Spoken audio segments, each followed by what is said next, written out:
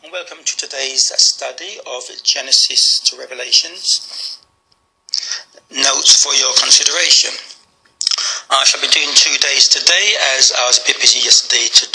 So today I'm doing Genesis chapters 25 to 27 in the first section, and then 28 to 30 in the second.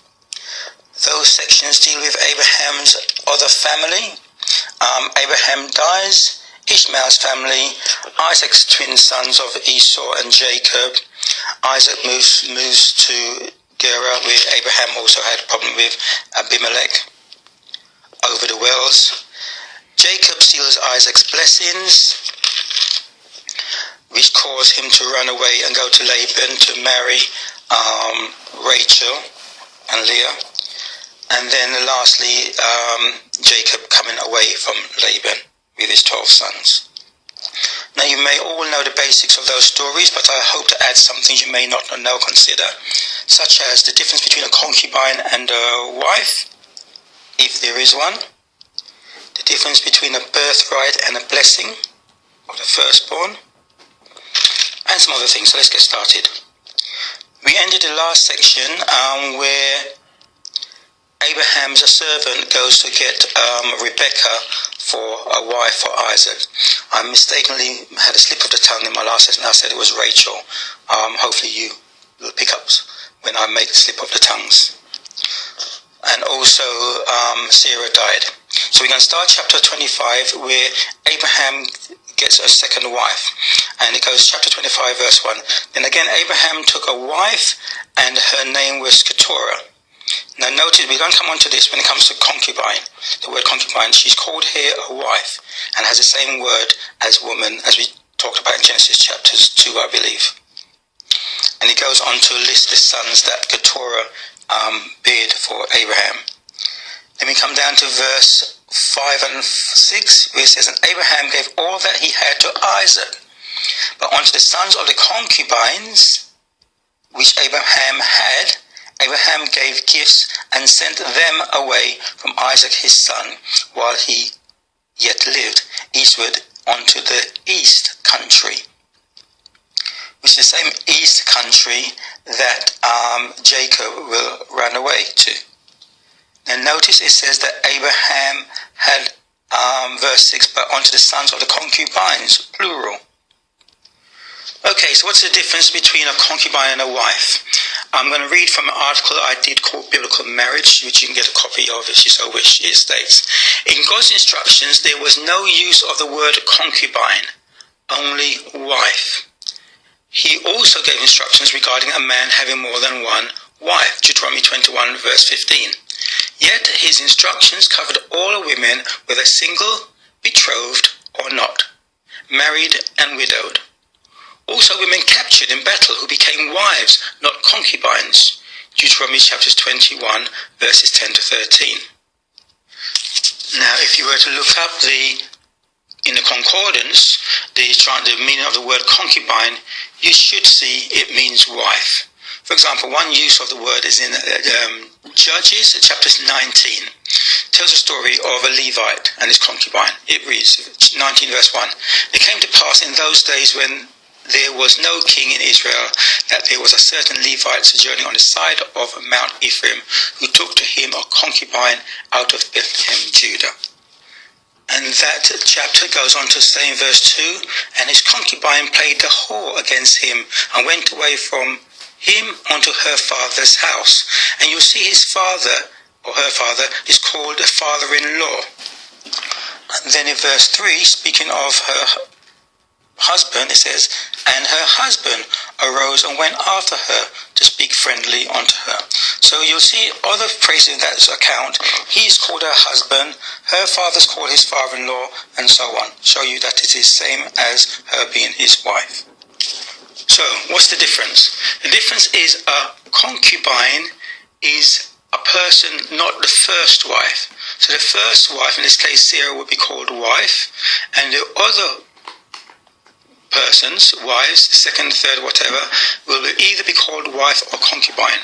But they're given the name concubine so you know they're not the number one or primary, or they weren't the first wife. That's the difference. The story then goes on to Abraham dying at 175 years. It gives Ishmael's family record, where, as I say, today's Muslims claim they came from, but they cannot really trace their genealogy from Muhammad, who's their prophet of 600 AD, or thereabouts, back to Ishmael. Same way the Pope cannot trace his claimed genealogy back to Peter of the Bible. But people do, they try and trace themselves back to things. Even Christians try and trace themselves back to Antioch chapters 10, with the Caucasus, or even to the Apostles. It cannot be done. We then come on to verse 19, and these are the generations of Isaac, Abraham's son. And it gives a list, and it starts with Isaac. It says Isaac was 40 years old when he took Rebekah to wife. And in verse 20 it says who she was, the daughter of Bethuel, the Syrian, Paradanaram, the sister of Laban, the Syrian. So we know Abraham was a Syrian, and here we have Isaac also marrying a Syrian lady, as what Sarah was as well. We then come on to the birth of Isaac's twin sons. I start at verse 24. This is 25-24. And when her days to be delivered were fulfilled, behold, there were twins in her womb. And the first came out red all over, like a hairy garment, and they called his name Esau. And after that came his brother out, and his hand took hold of Esau's heel, and his name was called Jacob. And Isaac was 80 years old when he bare them. Now this is a foundation verse of those who call themselves the black Israelites, black Hebrews, or so forth. They say that Esau coming out red means he was white, and therefore because he was white, red being white, Jacob must be an opposite to that, which is black. A very weak argument. Especially when you read the book of Josephus, the historian. I should read from chapter 18, verse 6. You can do a word search if you want to find it exact, because Josephus did a lot of writings about Hebrew things. So I'll start at 6. You do a word search, you get the exact place of it. It starts, accordingly Esau went out a-hunting, but Rebekah, thinking it proper to have the supplication made for obtaining the favour of God to Jacob, and that without the consent of Isaac, bid him kill kids of the goats, and prepare a supper. So Jacob obeyed his mother according to all her instructions. And this is the bit I want to draw attention to. Now when the supper was got ready, he took a goat skin and put it upon his arm, that by reason of his hairy roughness he might by his father be believed to be Esau. For being twins, and in all things else alike, differed only in this thing. So the only difference between Esau and Jacob was not colour of skin, but hairiness. And there's other scriptures I can show to show that it's nonsense of using this verse to say that one was white and one was red. But this is not a study on that. A friend of mine did draw my attention today to Isaiah chapters 29 verse 22, which I share with you. It reads, Therefore thus saith Yahweh, who redeemeth Abraham, concerning the house of Jacob. Jacob shall not now be ashamed, neither shall his face wax pale. In other words, go pale, go white. And black people do not go white. And I know they probably make an argument out of this phrase, but in generally thing, you say a white person can go white, but a black person doesn't go white. And it's saying that Jacob's face will not, go white as if he's, as if he's blushing or, in fear. As if he's in fear. When you're in fear, you kind of go white.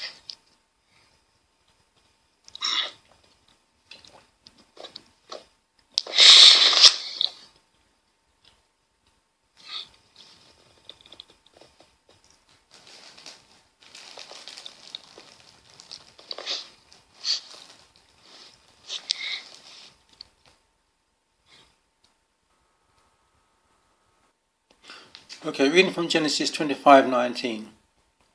And these are the generations of Isaac, Abraham's son. Abraham begot Isaac, and Isaac was 40 years old when he took Rebekah to wife, the daughter of Bethuel the Syrian of Pandaram, the sister of Laban the Syrian. And Isaac entreated Yahweh for his wife because she was barren. And Yahweh was entreated of him. And Rebekah, his wife, conceived, and the children struggled together within her. And she said, "If it be so, why am I thus?" And she went to inquire of Yahweh. And Yahweh said to her, "Two nations are in thy womb, and two manner of people shall be separated from thy bowels. And the one people shall be stronger than the other, and the elder shall serve the younger." Verse 25. And the first came out red all over like a hairy garment, and they called his name Esau. And after that came his brother out, and his hand took hold of Esau's heel, and his name was called Jacob. And Isaac was 80 years old when she bare them. It is commonly thought the first generation of human, Adam's offspring, must have committed incest, which is against God's law, and that later the law was changed. We have seen in Abraham marrying Sarah, Isaac, Rebekah, and the law passed on through Moses that marrying one's half-sister is permitted. The law may not have changed, and incest may not have occurred. We saw in Genesis chapters 1 that Adam was a name given to mankind, not necessarily an individual. God could have, as I showed, made more than one individuals in Genesis chapters 1 verse 27, and then taken one and placed them in the garden, being Adam, from whom he then made Eve. See the notes on chapter 1. And then later on, when they sinned, the Bible says he took them and put them back from whence he got them. Continuing, secondly, Adam living for so long and being removed from the garden may, and of course this is speculation, have had more than one wife. If that was the case, which is not mentioned, and his offspring came from more than one wife, because there were other women on the planet, then they could have married half-sisters and brothers, which would be within the law. I only mention this in noticing that the children are now in Isaac's time being born or begat earlier. Now that may answer the incest accusation of Adam's offspring that some people make. In Noah and his son's case, that can be avoided by their children intermarrying. Remember, Genesis chapter 5 verse 32 says, "And Noah was 500 years old, and Noah begat Shem, Ham, and Japheth."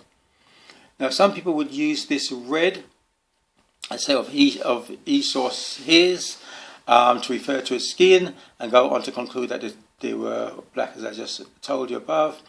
I told you just refers to the garment.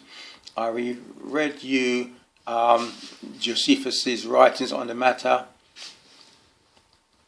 Is Josephus chapter 18 verse 6. The twins are said to be the same except for the difference of one being hairy and one not. Also referred you to Isaiah chapter 29 verse 2. So a repeat of Abraham and continuing this story, the account, what will happen, the history, a repeat of Abraham and Abimelech in chapter 20 happens to Isaac and Abimelech. God speaks to Isaac and repeats the promise he made to Abraham in Genesis chapter 26 verse 5.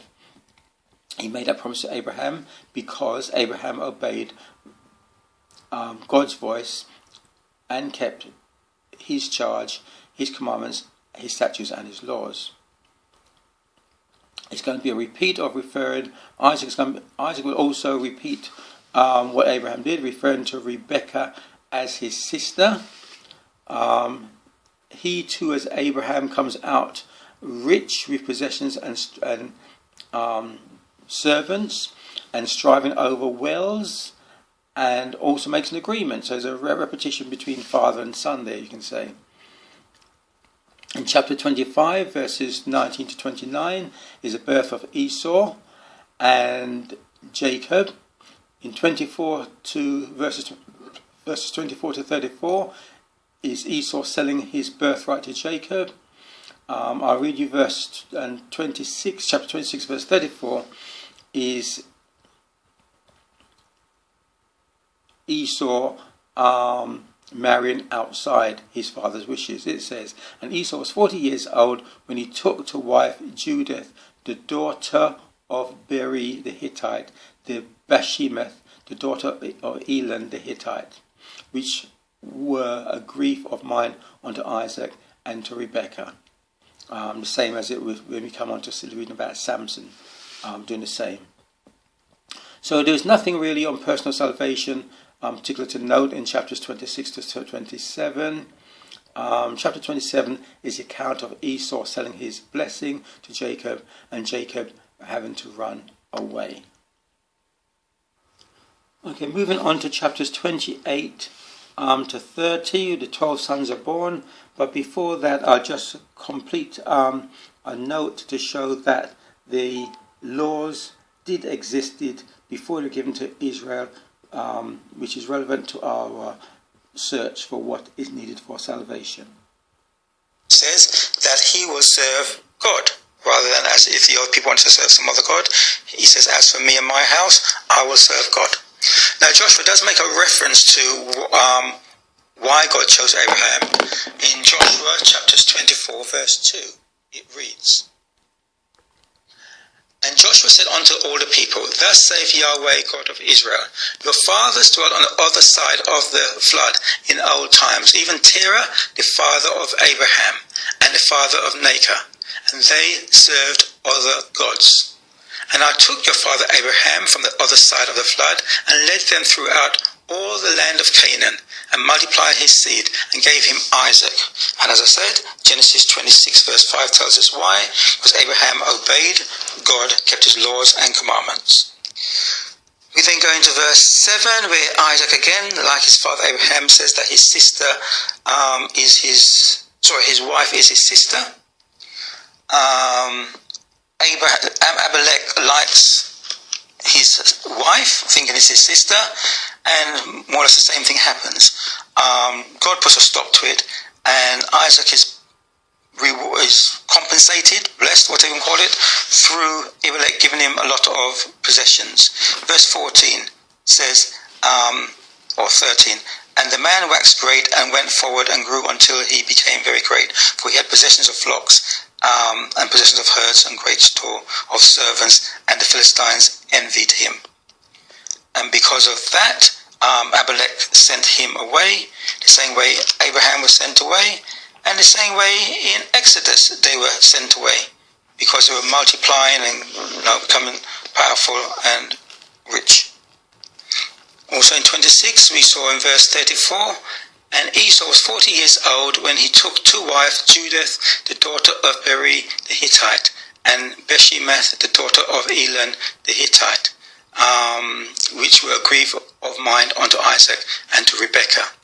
It's the same thing that Samson did, married foreigners. Now we will see other places which I'll come on to, or is it in the book of Esau actually married offspring of Ishmael, the other son of Abraham. Now, before I come on to chapter 27, I actually forgot to read go back to my article on biblical marriage and read you some other things about concubine, some other scriptures that will show you that wife and concubine are the same. So what I'm going to do is give you some verses where the same person spoken of is called in one place a wife, in another place the same person is called a concubine.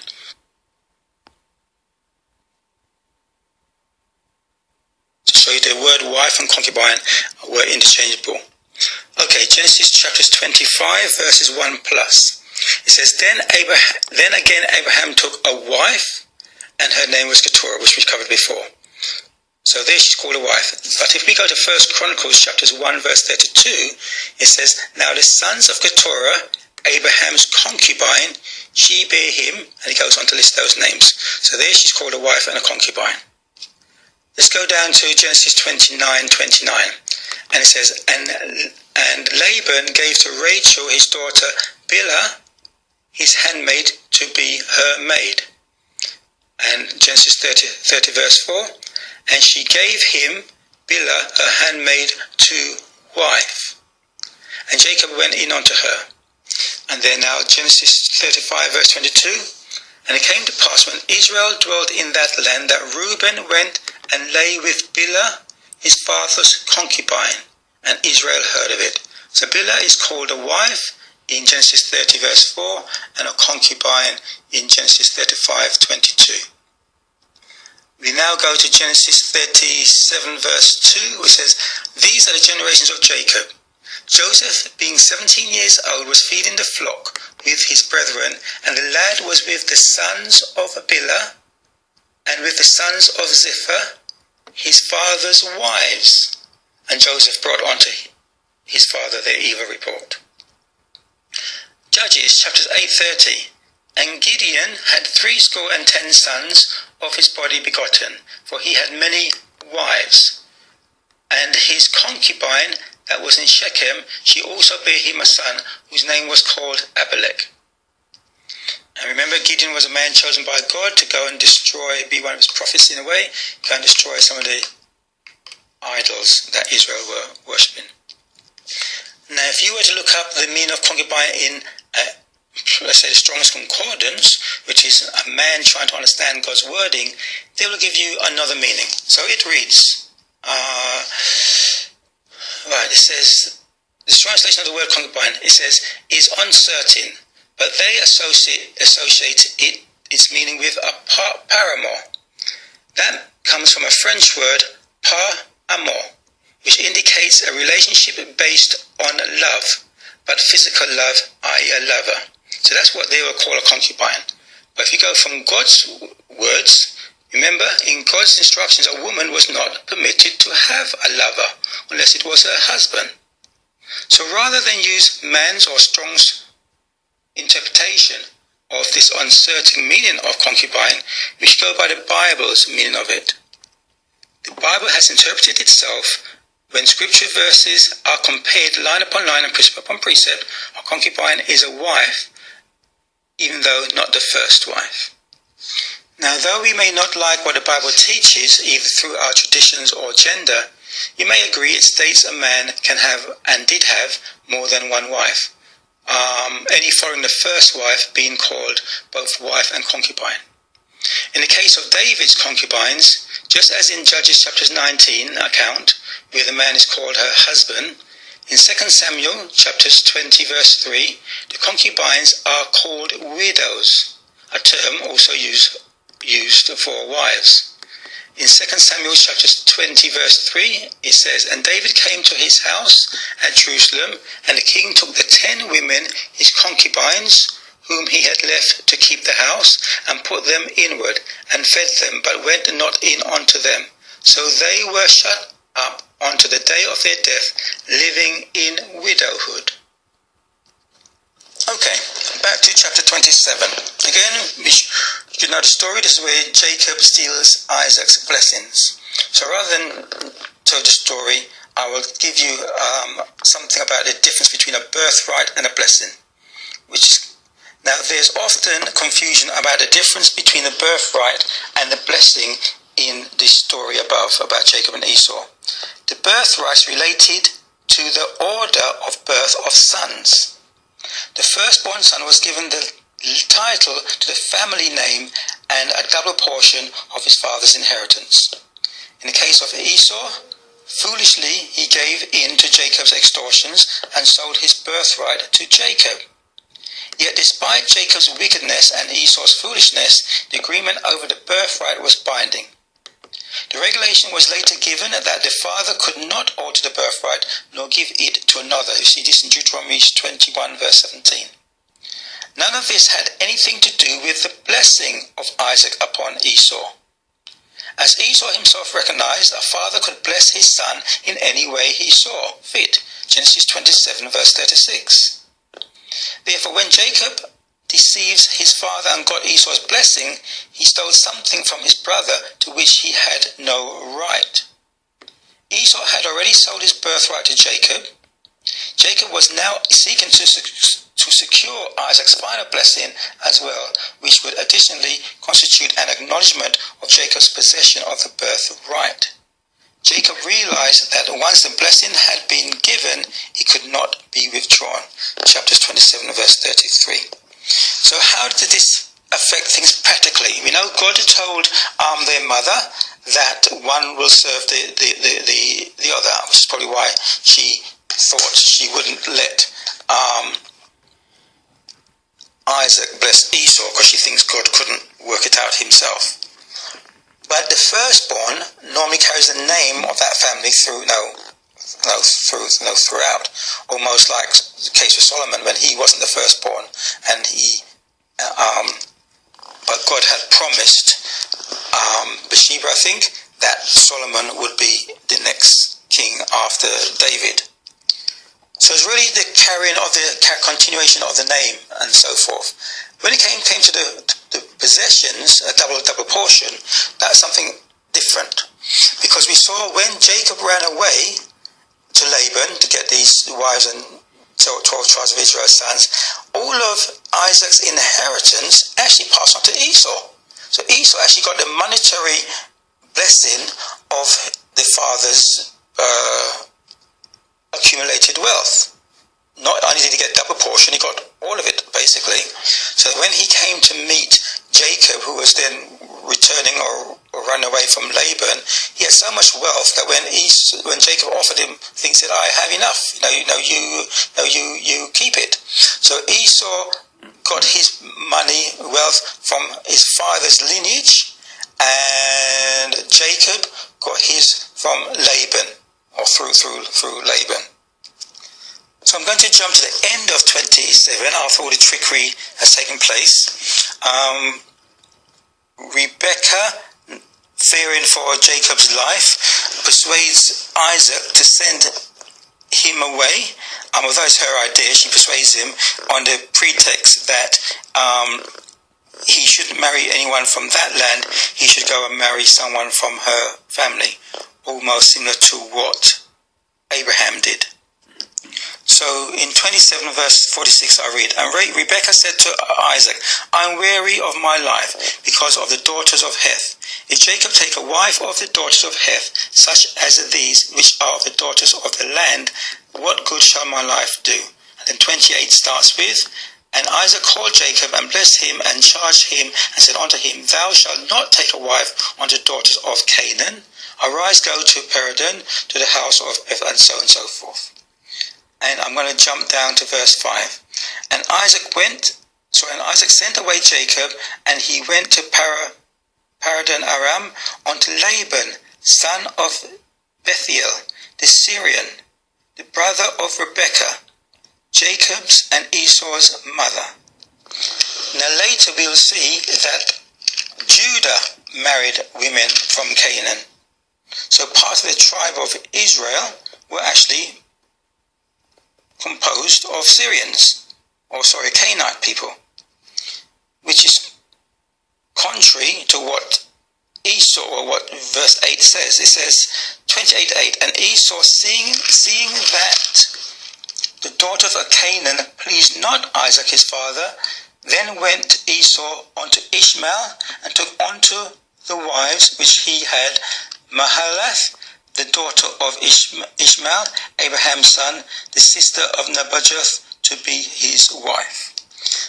In verses 13 to 14, we see where God meets Jacob on his journey, and again repeats the blessing. In 14, I'll read from 13.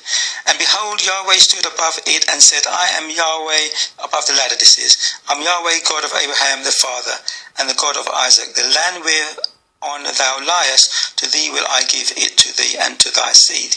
And thy seed shall be as the dust of the earth, and thou shalt spread abroad to the west and to the east and to the north and to the south. And in thee and in thy seed shall all families of the earth be blessed." And chapter 29 opens with Jacob arriving at Laban's place, or the people of the east. Then verse 1 reads, "Then Jacob went on his journey and came into the land of the people of the east." Now these people of the east were meant to be non-Hebrew people, and yet we're going to see that they are basically going to form the major part of Israel. So we come to verse 10, which reads, "And it came to pass when Jacob saw Rachel, the daughter of Laban, his mother's brother, and the sheep of Laban, his mother's brother, that Jacob went near and rolled a stone," so and so. So this is his cousin. Similar to what happened in Genesis 24:48, when Isaac marries Rebekah. I'll just reread it for you. This is when the servant came and saw her by the well. "And I bowed down my head and worshipped Yahweh and blessed Yahweh God of my father Abraham, which had led me in the right way to take my master's brother's daughter unto his son." So we know the story, I hope, we've not read it, how he then wants to marry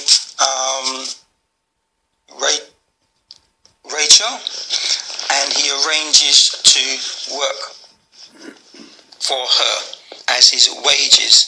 I'm going to read this in verse 29:15 to show he did not pay a dowry, as people think he paid a dowry, or dowry comes from marriages. No, he got her as payment. He didn't pay, he received. Verse 15, "And Laban said unto Jacob, Because thou art my brother, shouldest thou therefore serve me for nothing? Tell me, what shall thy wages be?" And Laban had 2 daughters, and I go to verse 18, "And Jacob loved Rachel, and said, I will serve thee 7 years for Rachel thy younger daughter." So that was his payment. He receiving payment, not him paying a dowry. Okay, so after he's worked his 7 years, we then come to verse 21, when Jacob said unto Laban, "Give me my wife, for my days are fulfilled, that I may go in unto her." Now, we just use this verse to show that fulfilled does not mean something has been done away with. So when we say Jesus came to fulfill the law, it doesn't mean he did away with the law. My next point I want to make is verse 29-22. "And Laban gathered together all the men of the place and made a feast." Then after they've had their feast, verse 23 says, "And it came to pass in the evening that he," as Laban the father, "took Leah his daughter and brought her to him, Jacob, and he went in unto her." So again, as before, there's no priest, there's no temple service, there's no after party to constitute a marriage. The prospective wife nor women were at the feast. In other words, they were not there, just the men. Laban the father gathered his male friends to have a feast, or to say a celebration, before giving his daughter to be Jacob's wife. Now maybe this is the forerunner of the practice of the father giving away the daughter or the bride to the husband. Continue from verse 24. "And Laban gave unto his daughter Leah Zilpah his maid for an handmaid. And it came to pass that in the morning, behold, it was Leah. And he said to Laban," this is Jacob, "What is this thou hast done unto me? Did not I serve thee for Rachel? Wherefore then hast thou beguiled or tricked me?" So although Jacob was tricked, he could not divorce or put away Leah from being his wife. He had no reason to, biblically. She was not unclean, etc., as later we see a law given through Moses. Now Laban probably knew this. The reason he said is, I can't give the younger daughter to be married before the elder one is married. So Exodus chapter 22 verse 16 states this: "And if a man entice a maid," remember this is God speaking, "that is not betrothed, and lie with her, he shall surely endow her to be his wife. If her father utterly refused to give her unto him, he shall pay money according to the dowry of virgins." That's if the father refuses to give, the daughter to him.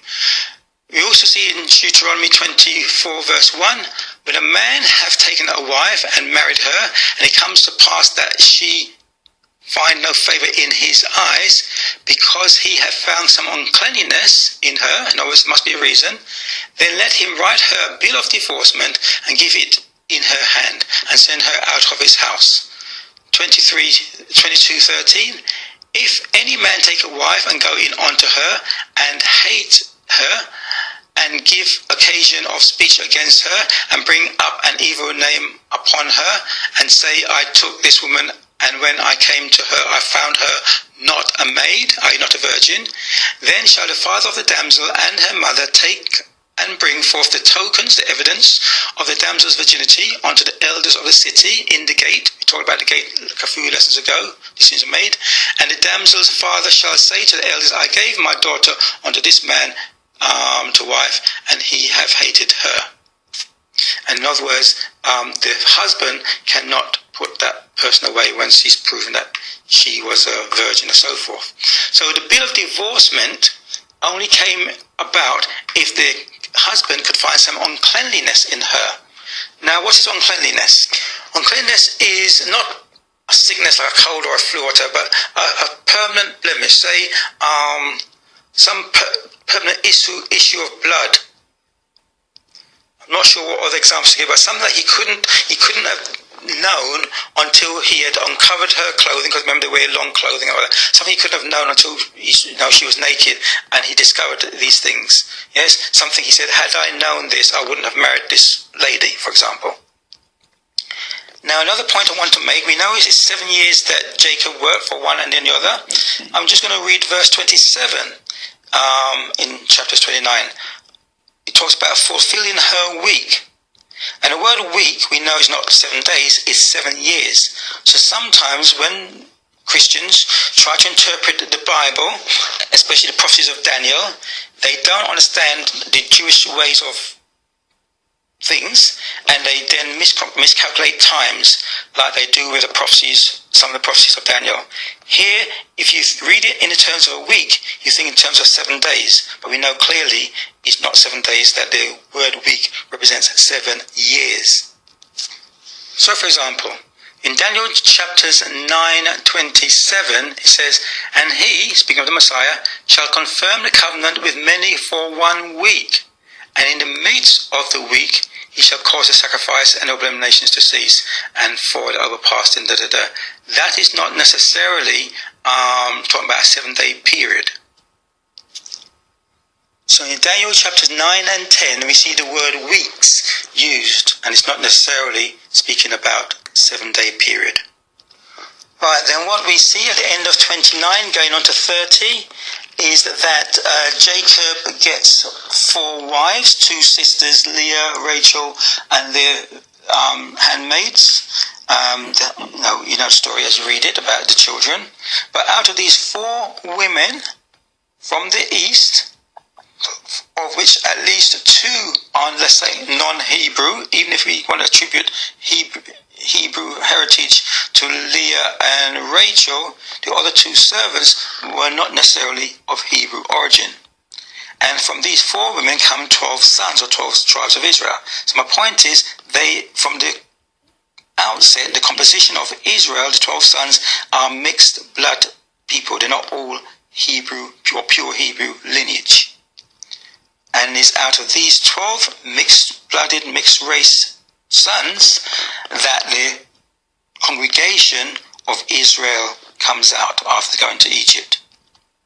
So my point is, we cannot say all these 12 sons were black and all their children were black from then all the way till they went into when Messiah came.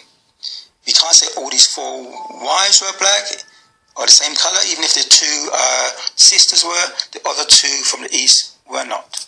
Yes, and we're not told what colors they are. So we cannot really keep bringing color into this argument about the Bible and who is Israel and who's the real Jews. Even after this time, we see intermarried Judah married different race people. Yes, we see it intermarried so often, way before we get to the New Testament. Now, one point I want to make from this thing about how the maids became the wives, I'll read from chapter Genesis 30, verse 3, and then I'll make my point.